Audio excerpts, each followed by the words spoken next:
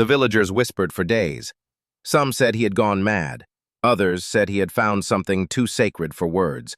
But no one forgot the moment when the old monk, serene as ever, stood in the temple courtyard, took off his robe and laid down the small wooden plaque that bore his name.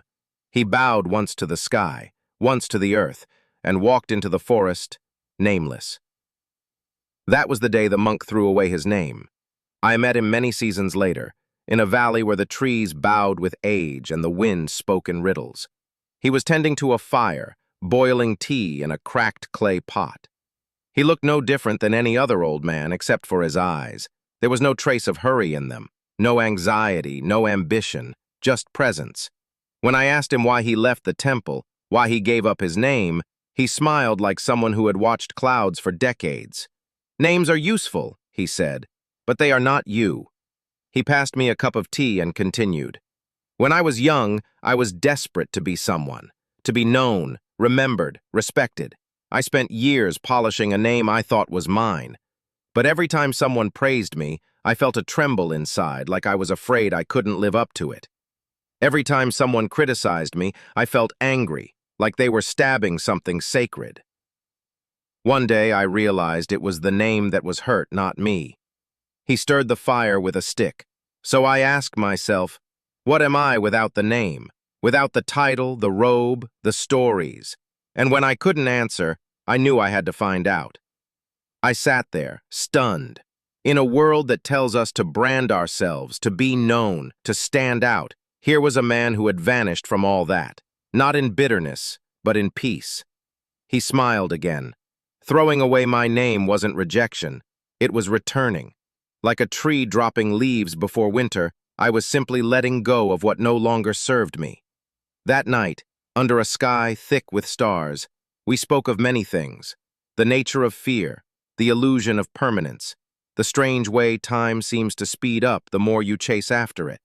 And always the monk returned to one idea: we suffer when we confuse what we carry with who we are.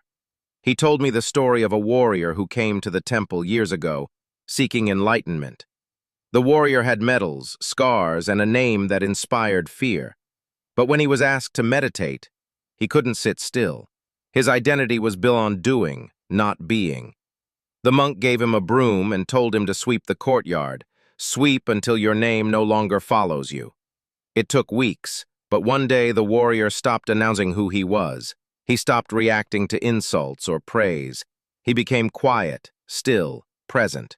And the monk said, "Now you may begin." The path to peace, he said, often begins where identity ends. So much of our pain comes from clinging to roles, to labels, to what others expect of us.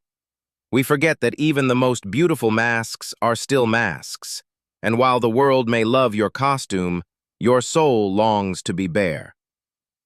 When I asked the monk if he ever missed being known, he looked at the mountains and said, "To be unknown to the world is one thing, but to be unknown to yourself, that is the true tragedy." He paused. "Now, I know myself not by my name, but by my stillness. Not by what I do, but how deeply I listen. I belong to the wind, the fire, the silence." That was the last time I saw him.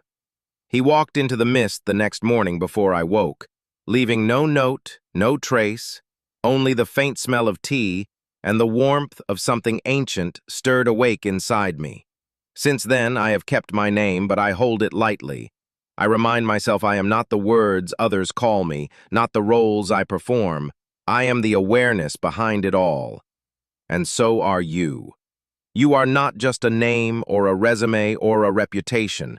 You are the breath before the thought, the silence between your heartbeats. You are the one who watches. So pause, sit still, and ask yourself, who am I without the name? Not to get an answer, but to begin listening again. Because sometimes the loudest truth comes in a whisper of the ancients. If this story moved something in you, don't keep it to yourself. Share it, reflect on it, and subscribe for more stories that speak to the soul. Your journey inward is the most important one you'll ever take. See you in the next story. After